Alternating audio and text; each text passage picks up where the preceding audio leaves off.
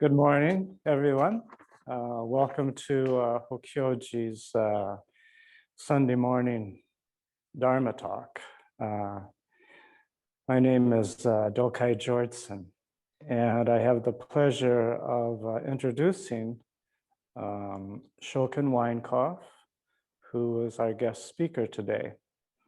And Shoken is the abbot of Ryumonji Zen Monastery, only a few miles away from Hokyoji. Shoken and I are very close Dharma brothers. We've been practicing together for, I was calculating it up, I think more than 40 years. And some of that time's been here at Hokyoji, and some is at MZMC up in the cities, and sometimes over in Japan. We've done a number of months of practice together in Japan. So his titled talk today is Let's Keep Walking. And so I look forward to hearing what Shoken has to say. So thank you very much, Shoken, for joining us today and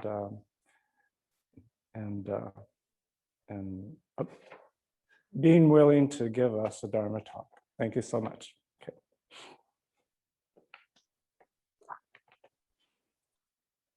Oh, wow. Good morning.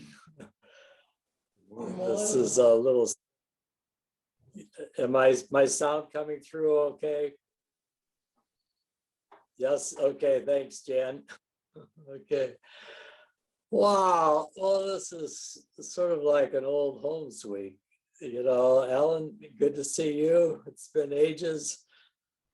And Coral, I saw you not too long ago. And some of the other folks here, I think maybe I know, maybe I haven't. But anyway, it's really a pleasure to be here.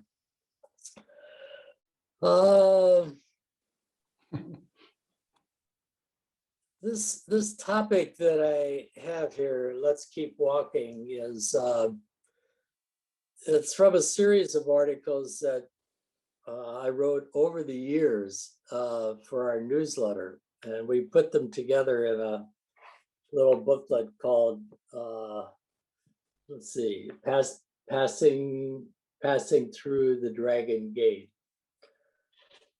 And also we had our local artists who did a little art piece for each of the articles too. So they're just kind of one page at a time, you know, like flip out, and that's one article, and then the others. So this one about Let's Keep Walking. So I think it has to do with our own personal let's keep walking in our lives, you know, and but I think it's also has to do with Sangha, because we are, you know, Sangha. Let's keep walking. I mean, Dokai-san and I, you know, Jan, you know, Alan, we practice there, Carl too, and Ekyo and Susan Hagler, Yo. Anyway, together with, you know, at Minnesota Zen Center. And then, as you know, 5 years after Katagiri Roshi arrived in the early 70s, he wanted to buy 280 acres of land, you know, like way down in the southern tip of Minnesota. Like, what was that about? You know, I mean, you know, when people talked about retreat center, well, it's nice to have a retreat center. But more and more, you know, he talked about wanting to establish monastery for people to learn to live in peace and harmony with each other, you know, like in Ango. As you know, Ango was from the Buddha's time, 90-day rainy season Ango. And what's that about? It's about learning how to walk together. When you can't just blow something off or escape or go do something else, it's like, how do you work with things? That, just on our daily lives as well, that's really our sort of our koan, so to speak, you might say. So,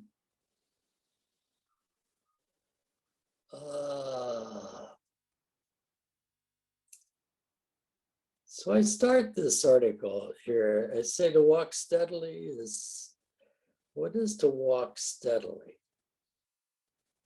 To walk steadily is really like to walk in harmony with, I said in here, this article, to walk in harmony with the universe. Like we can have our ideas about how we want things to go, and, for instance, I have my idea that the Roshi, who was abbot of Zuioji Monastery, where I was in Japan for 3 years, he just retired last year. You know how old he was? He was 93, and then he retired.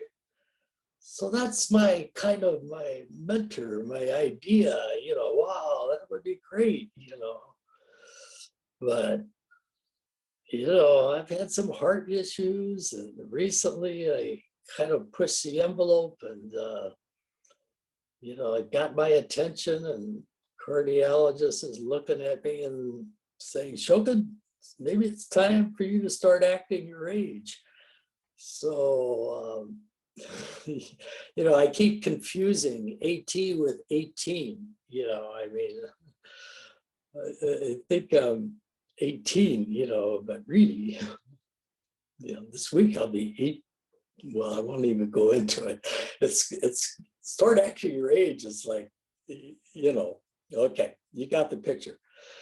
So anyway, to walk in harmony with the universe is, can we, we have our ideas about, how we like our lives to go, and but then there's falling off of ladders, and and then there's driving trucks down the hill backwards, that things. How do you get with what is? You just drive the truck down backwards. You don't drive it, you ride it down. So this idea about, we all have our wishes, our desires, our, good hopes for each other. But, the universe has its own spin. Ultimately, we are universe. We are earth. We are death. We are all of that. We, get so knocked off our horse, so to speak, when things don't go our way with how we thought. So I think that is Zen practice, like not in a passive way, you don't do anything anymore, but really to be alive in, in moment, So I just said here in this paragraph, let me just read it. It says, life has its own rhythm. To walk steadily is to walk with the universe. We want the universe to revolve around us, but the universe is far larger than ourselves. We are not separate from the universe. Everyone wants to control their lives so that things go their way, but to truly satisfy yourself, you have to be willing to open yourself to the flow of the universe. This is to find peace and harmony with all beings. So what is this to be open ourselves to the flow of the universe? That, there's a gata. A gata, some of you know, is a little morning prayer, But that gata says, waking up this morning, I vow with all beings to realize everything without exception, embracing the 10 directions. So that to realize everything without exception is really to get with today's day. It's, whatever, the day brings. So, how many years ago, 40, 50 years ago, we planted pine trees at Hokyoji. We planted them 20 feet apart, I think, And for years we talked about, we should, thin those pine trees, and give them a little room to grow.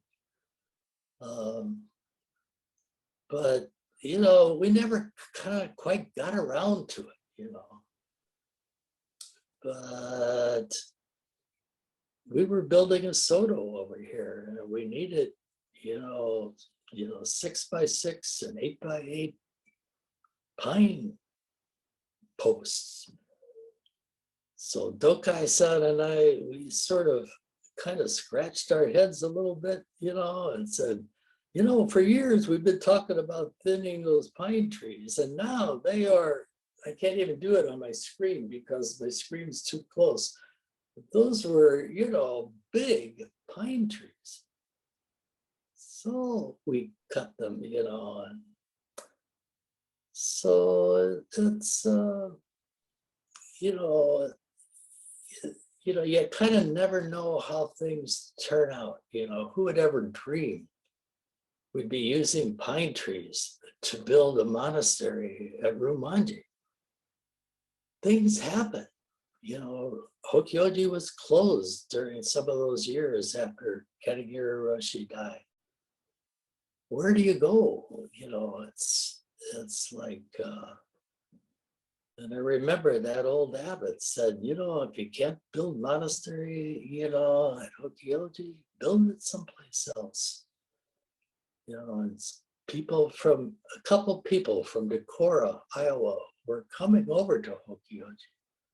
So they said to me, Shoken, why don't you just come to Decorah? So that's how Ryumonji happened. So, it's like you never know. I didn't really feel, a lot of negativity or anything. It was like things happen, and this is where we are. Narasaki Roshi say, if you can't build it there, build it someplace else. It's like, it was really, it was just in me to carry Katagiri Roshi's vision forward about building monastery. And, when he was dying, I remember visiting him up on the 3rd floor of the Calhoun house. We called it then. And he said to me, Shoken, what about going to Japan for a year? And I said, well, I was kind of into, Eastern philosophy and, humanistic psychology and all that, and said, well, it'd be cool, but I don't know any Japanese. And then he said, just go, and taste the root. So it was really good, And I came back after the 1st year, and then he said, Shoken, how about a 2nd year? And I thought, whoa. My son had just graduated from high school that 1st year. The next day he came down in his bathrobe from upstairs, and then he said, Shoken, it's okay. If you only want to go for 1 year, it's okay, he said. But I knew it was like, like he felt like there was something, to be learned there. And it's not just ritual. People think, oh, you're learning all the chanting and all that, and all taste the root means, all the traditions. It's way more than that. That's part of living. But the real living is, how do you get up into today's day? How do you get up and just take care of what's under your feet? How do you get up and, manifest your life under whatever circumstance you're in? That quality is really, where is peace? Peace is only if we can get with the program. And what is the program? The program is universe turning. The program is, like, we have our ideas, and Katagiri Roshi had ideas that monastery would be good, but to do it, it's like, just, how could you manifest your life day to day, wherever you are? That's easier said than done. Dogen says I should tweak my nose because we can talk about it. But even today, can we take care of, today's day? So I think that's kind of, the practice there. After my second year, then the abbot of that monastery, his older brother, Narasaki Ikko Roshi, who was abbot then, he says, Shoken, how about a third year? So I said, really? But, it was right, and I knew it was right. And, I came back each year, but it was very good. So, so listen to this again, just another paragraph here. I said, when things do not go our way, we wear a tearful face. We expect more, we want more, sometimes you have to deal with situations as they are. Sometimes things do not make sense and are far more complicated than we anticipated. It's hard to deal with situations as they are. We all know that. We all lived long enough. Yeah, we've come up against, some things, little and big, deaths or whatever, separations or financial, you name it, health, But do not wear a tearful face, that kind of teaching is, it really, was monastery. Be in one place. We're always looking for the escape, it's going to make my life different. It's human. We all do it. I do it. You do it. But where is the true escape? That quality is really take care of what's in front of you. That is to merge, to be one with what is. There's no gap there. And then our tearful face or our anger or our depression or our, feeling I need a drink or, it's like the gap is, what is our practice? It is to be alive in moment. We say Zazen. What is Zazen? Zazen is, to be upright in what is, this moment. That's what we just did. I saw some of you there. I was doing it here. It's like, be one with what is. That is the practice. And Dogen said the core of the practice is non-thinking, right? It's in the Fukanza Zengi. Think not thinking. And, smart monk says, well, how do you think not thinking? And Dogen says, non-thinking. What is non-thinking? That is to get your head out of it sometime, and take care of what's under your foot. Take care of this day. Take care of this time in your life. That is the practice. Dogen's disciple, Daichi Zenji, wrote a fascicle called 24-Hour Zazen. What is 24-hour Zazen? Sometimes people think, oh, I should sit up all night, or I should sit up under a waterfall, cold water, have some kind of mystical enlightenment experience. Really? The real manifestation is what's under your foot. Do you clean your apartment? Do you take care of your health and your meals? Do you can just continue. That is the practice. Dogen says every moment interfaces with endless future. So how do we deal with moment? Not just on the cushion, but in our everydayness. So what is let's keep walking? That is, we all get discouraged, and we get discouraged when our health isn't quite what we want it to be. We get discouraged when our relationships aren't quite what they wanted to be. You can keep going on with the litany of, we're so kind of governed by,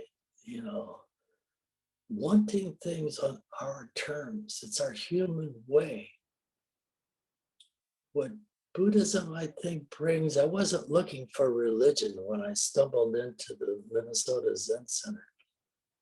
I was going through my own turmoil, but by the end of that 40 minutes, I really started to come to grips with my life and what my own work was that I needed to do. So that the practice is, I think, doing that. If I could just read a couple, a little bit more here, and I'll shut up. And, please, we can have a few minutes maybe to interact. Let me just read here. Katagiri Roshi is part of this. Well, he's part of the whole thing here. I said, sometimes the wind blows in ways we don't like. Storms are part of life. To walk steadily, this is Katagiri Roshi, is to keep your boat pointed into the waves. Otherwise, you can get swamped by the waves pretty easily. Now, stormy weather comes up in everyone's life. But again and again, you have to adjust your boat into the waves so that you don't get broadsided and capsize. This is the art of living, or part of living. So what is Zazen? Zazen is really, to bring yourself back to keeping, the point of your boat pointed into the waves. It is passing through the dragon gate, so to speak.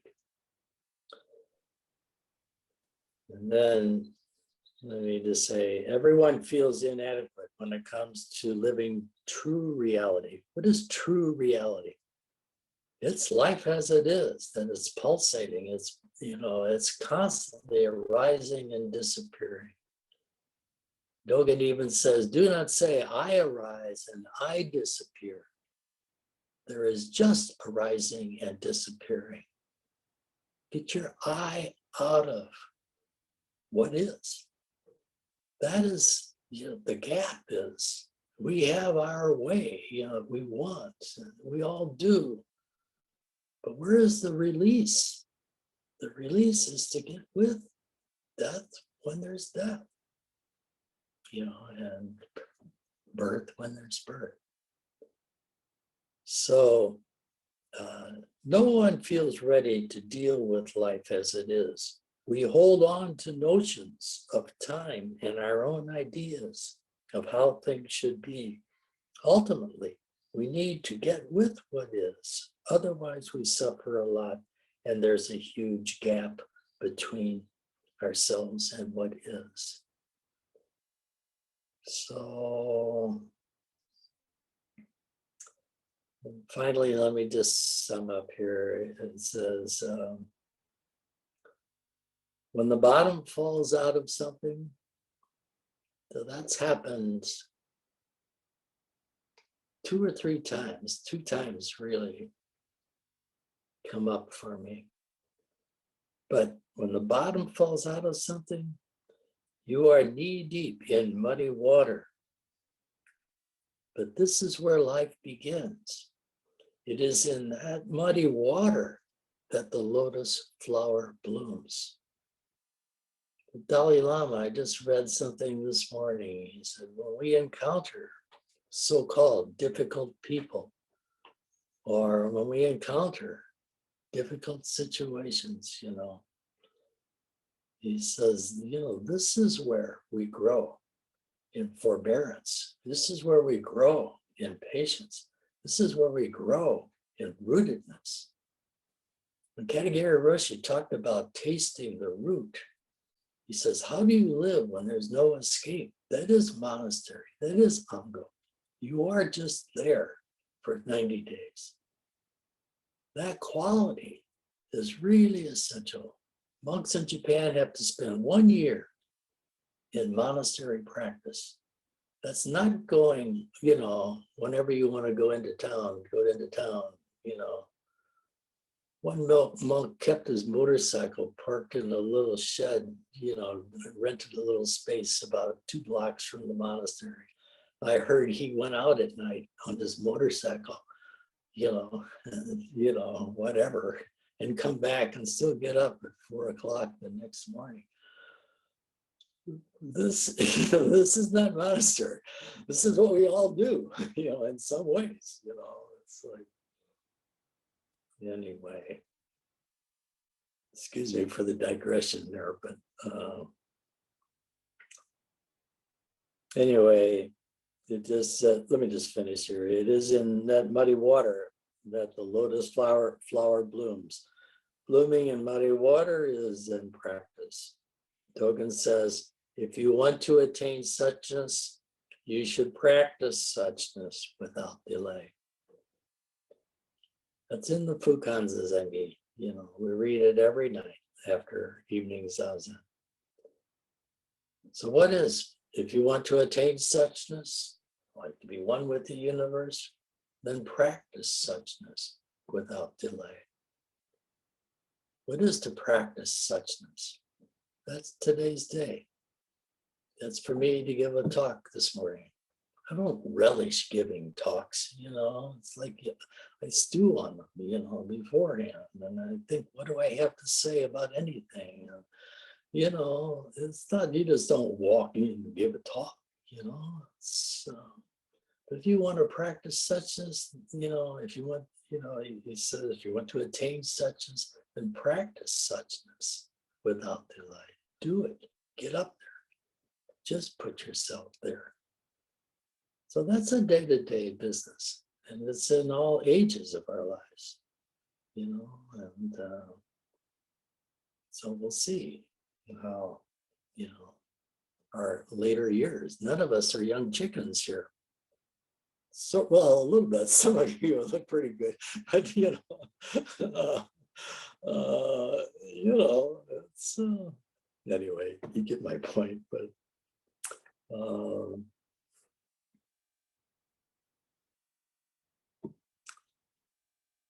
Anyway, I'll just read that concluding paragraph I wrote. To walk steadily, this is our theme here. Let's keep walking. To walk steadily is the spiritual practice. There's no practice beyond that. That is the practice. Let's get that straight. Whether it's robes or zafus or whatever, all that's part of it. But to walk steadily is the practice. And it involves embracing the 10 directions. You all know the 10 directions. You got it? You right? Because that's a phrase used a lot. With me on that? 10 directions, north, south, east, west, northeast, north, south, up and down. Things come from a lot of different directions in our lives. So it's the vow to embrace the 10 directions. It is a vow to embrace the whole of life. To live this vow is to jump into the flow of life. It's like a leaping fish. We all need help with living. So let's walk steadily, hand in hand. This is to live our lives and our death. It is the art of living. So, leaping fish, is, we have a priest in our lineage named Fish. What is that metaphor? Leaping fish, like be alive in your life. We don't always feel good. We're not always happy, chipper, wonderful, but inside, can you find your own leaping fish quality, which is to live this day. So let's walk hand in hand. That is the metaphor, to walk hand in hand with day-to-dayness. It is Sangha. You have Sangha, we have Sangha. We are Sangha together. So that's a great heritage Katagiri Roshi left us together. So we should honor it and practice it, on a day-to-day with each other. Okay. So if you all would be so kind to unmute yourselves, and I don't know how our time goes, Dokai-san, but if we have a few minutes, I'm open to, a little hello or comment. Yes, yes. If people have comments or questions for Shoken-san, I think that would be a very worthwhile practice to do. So. Shoken, you can just call on people if you see them. Just raise your hand. Well, first person I kind of focused in on. Oh, okay, Tim. Yeah, go ahead. Unmute yourselves, please. Yep. There you go, Tim. Did you want to go first, Aaron? Okay, I'll go anyway. So one of the more annoying things that have happened to me at work was right when I first started, we had a supervisor that would wait until you were at the time clock with your time card in hand, ready to punch out, and then come up and say, "Oh, Tim, we need to have you stay an extra couple hours." She couldn't say it like an hour ahead of time. She waited till you were right there. And I compare that to your story about being in Japan for a year. And I could picture it, 11 months and 2 weeks thinking, okay, I got 2 weeks left here. And then 11 months and 3 weeks, I only got 1 week left and only 3 days left. And, oh, this is my last day. And then you get home and somebody says, "Oh, Shoken, would you like to do another year?" It sounds like 100 times worse than the supervisor catching me at the time clock. And I imagine that was like extremely hard, but is there anything else? That just sounds like the worst. That just sounds like the worst to me. No, in my case, the truth is I was really ready to go from the get-go, Oh. because I could feel the value of it. I was fitting in, I didn't know the language, but it doesn't take long to learn that dame means you're not supposed to be wearing your shoes there, like, or dame, you don't use a zoken to wipe the floor, a jokin to wipe the floor. There's jokins and zokins. They both mean wiping cloths, but jokin is for tables only. And zokin is Z in the alphabet. So I remember that's, further down. So a zokin is a floor cloth, and you would never use your dish rag for a floor cloth to wipe up, so that kind of culture, like, hey, get with it. There was so much beauty, in terms of tasting the root. We are a young culture, but there's there of course, but I would say negative things, but what are, patriarchal society and but anyway, that's a little digression. Shut up. Thank you, Tim. Okay. Shoken, now Any that other- COVID is starting to wind down, have you plans for reopening? Yeah, we are doing a summer ongo, a 6-week ongo, and but we haven't publicly advertised it. We've let all of our priests know, and some of their senior students are coming, so we'll do, and we put out a COVID guidelines, as a preliminary to anyone coming, which, include vaccinations and we'll observe all the, social distancing and mask also, some things. But anyway, so we'll see how it goes, Hokan-san. And that'll be mid-June here till the end of July. Thank you. And they'll be by probably, 10 or 12 people, maybe something like that, be pretty small.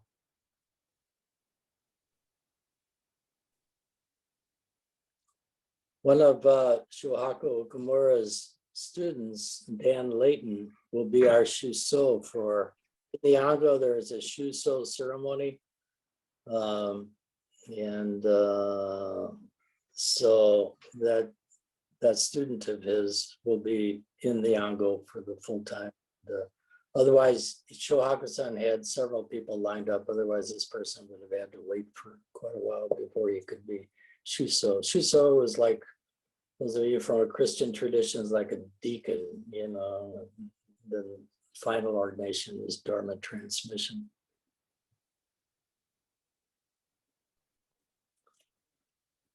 Alan, how are you doing out there in St. Paul? Thank you. Shoken, it's just so good to see you. And thank you very much for your talk.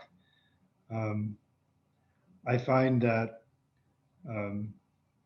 as I keep walking these days, I'm walking more slowly.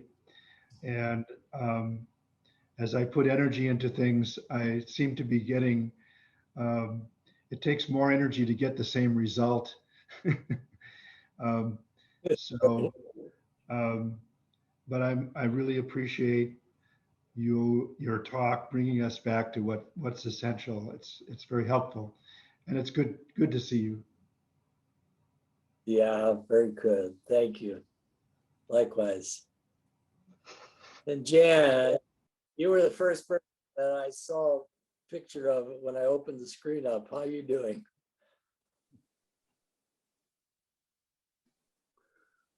Well, the other day I had a project to do and I was contemplating putting it off because of the heat, but then I can't do that.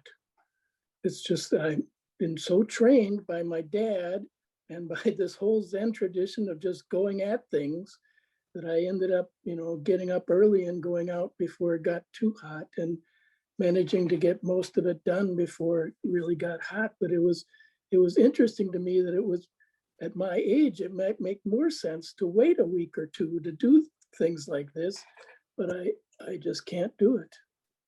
I can't do it. Well, that's a reality too.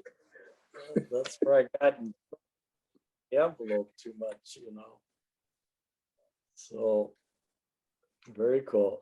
Okay, good. Let's see.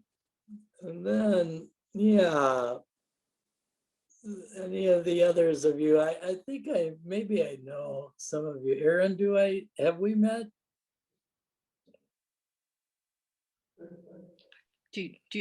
There are two Aarons here. Are you referring to me? Yeah. Oh, of course. Okay.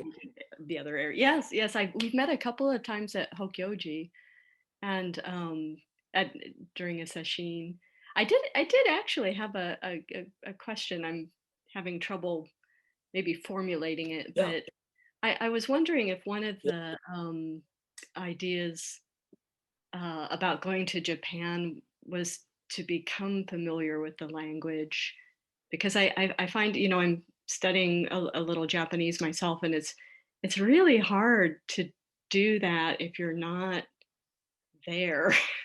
And I've been thinking about how one could go about learning without that experience of, living there, where it would be so much easier. And I don't know if you have anything to say to that, because I would expect being familiar with the language could be really helpful in terms of reading text, and obviously.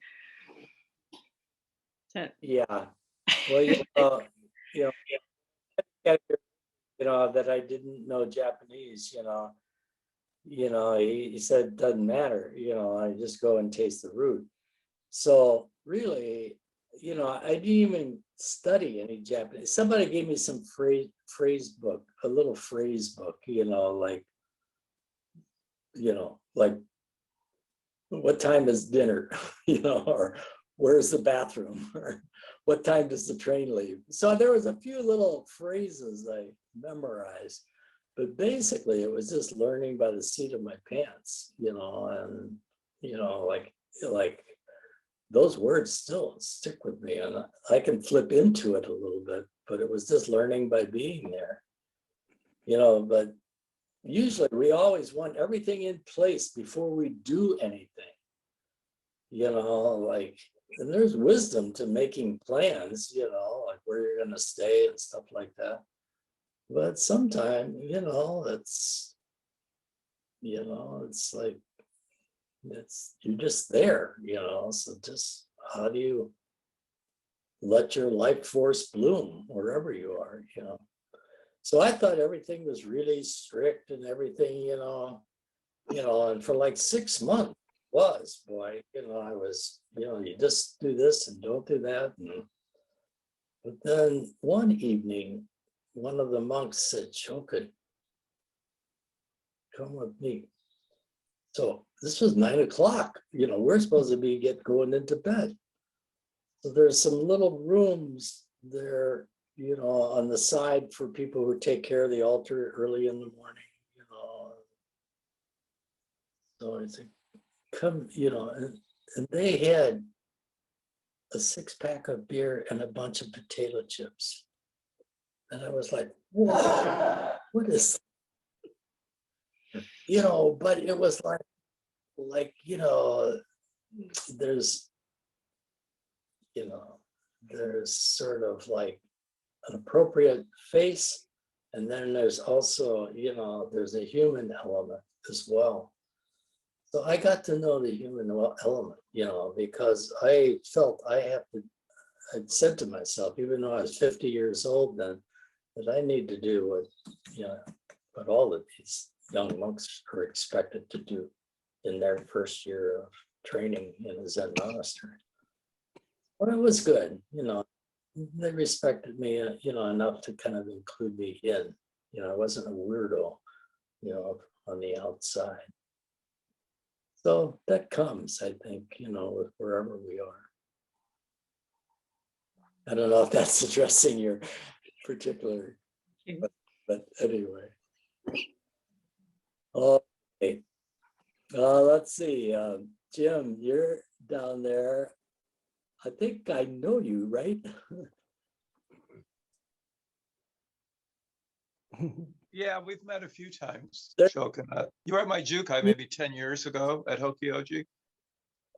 And Yeah, and then I painted there quite a bit. I've run into you when I've been up there painting the buildings. And yeah, so it's very good to see cool. you. Thank you for the talk. Very cool. It's great to see you. Yeah, very good. And let's see, Kikon-san, are you there? I don't see your picture.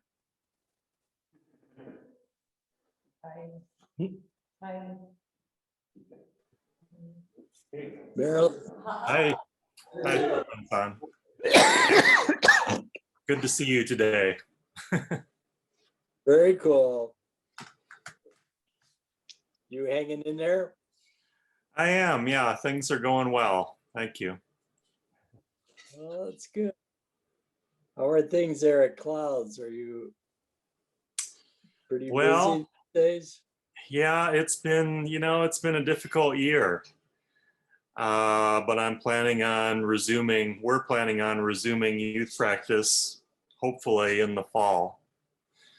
So we're going to have to see how that goes, of course, because we don't know what's going to happen with the pandemic, which is still somewhat ongoing. But Clouds is reopening on, let's see, late in June now. They were going to do July 1st, and now they moved it back to late June. So I think they're still kind of working out what the guidelines are, and it may be small at first, and they're going to do Zoom at the same time as they have in-person stuff.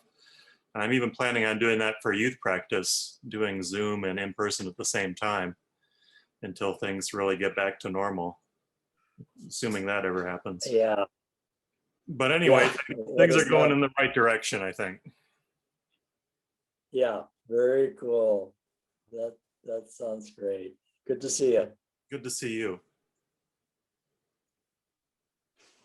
And Marilyn Jinko, where I'm unmuting. Shoken, that was so good to hear your talk. Thank you for bringing us back to earth so that we can walk steadily. It's such a wonderful reminder. And what I also particularly liked was the message that you gave to all of us about basically living today's life fully and calmly and confident in the support of the universe and of the Sangha. there you go. Yeah. I probably just started talking too quickly, but you and I have met a couple of times at Hokyoji. It was a memorable occasion for me. Your meeting me was probably a little less memorable because I was in a group. I am at Clouds and my teacher is Sosan. So and my husband is probably there at Hokyoji in Moss Hall. He is John Kamen, so you probably know him more than you know me. Oh, there you go. Hi, John. Now I got your place there connected. Very cool. Who else is on that table there? Is that Ekyo-san? Yeah. Nice to Oh, see it is.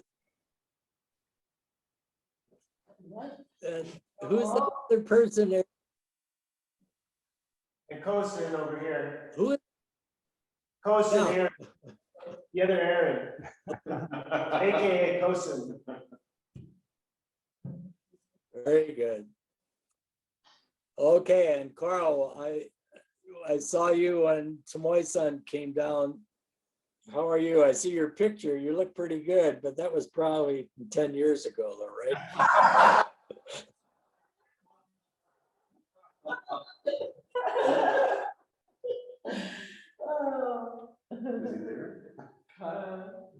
Carl, you're muted. Are you there?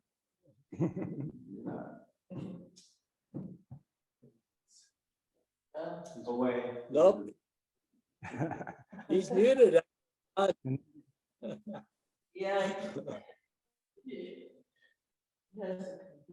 Oh, That's a good try. Yeah. all right. Listen, it's really great to see everyone. And Tokai-san, thank you for the opportunity. It's really nice. And wow, you know, the buildings and everything there at Hokyoji, you know, when I brought Tomoe-san down there, you know, it was all so great just to see everything, you know. So it's a wonderful job that's gone on there. So yeah, keep on trucking. So we'll keep at it here and come on over. If you're down in Hokyoji sometime and want to just stop by, feel free. So Thank you. okay to say sayonara, Doke-san? Okay, hi. Okay. All right. All right. Well, thank you again so much, Shoken, for your Dharma talk. Just to let people know, next week, Myo Habermas Share is speaking, and the title of her talk is Opening the Door of Lineage. And to let you all know that our Dharma talks are recorded and you can find them on the Hokyoji website. And also, we would be deeply appreciative. Of course, Hokyoji lives almost primarily or sustains itself primarily on donations. So you could, if you're inclined to do so, you can go to the chat room and find a link to make a donation if you would like. We're encouraging people to like us on Facebook and also share content with your friends who might like to know more about Hokyoji. So I think that concludes. We'll conclude with the great vows, and so we can chant them together. They should be in the chat room if you're unfamiliar with them. So I'll lead. Beings are numberless. I vow to free them. Delusions are inexhaustible. I vow to end them. Dharma gates are boundless. I vow to enter them. The Buddha way is unsurpassable. I vow to realize you.